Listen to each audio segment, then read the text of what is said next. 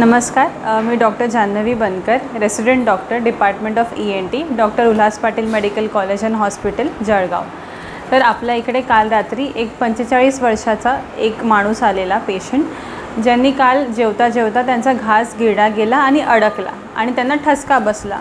त्याच्यानंतर त्या पेशंटला पाणी पण पिता येत नव्हतं ना अन्न गिळता येत होतं।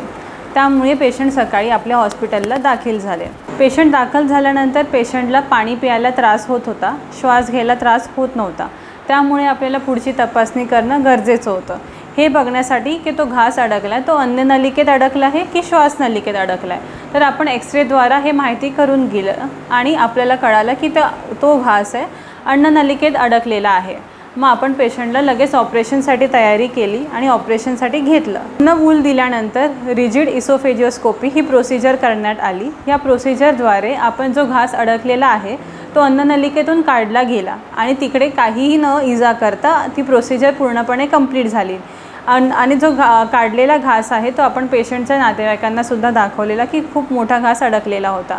तर असे काही केसेस असतील ज्याच्यामध्ये आपण अन्ननलिकेमध्ये किंवा श्वासनलिकेमध्ये घास अडकला असेल, पेशंटला श्वास घ्यायला त्रास होत असेल, बोलता येत नसेल, असे कोणतेही इमर्जन्सी प्रोसिजर असेल किंवा कोणतीही साधी प्रोसिजर असेल तर आपण आपल्या doctor Ulhas Patil medical college and हॉस्पिटलमध्ये हे पूर्ण प्रोसिजर्स फ्रीमध्ये योजनेद्वारे करतो। माझं नाव दीपक परदेशी, राहणार सावदा।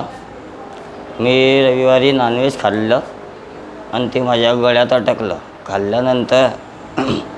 अटकल्यानंतर माझ्याकडून पाणी एक थेंबसुद्धा पिला जात नव्हता। मग मी इथं आलो, डॉक्टर उल्हास पाटील यांच्या हॉस्पिटलमध्ये आलो। त्यांनी ट्रीटमेंट लगेच सुरू केली, लगेच माझं ऑपरेशन केलं।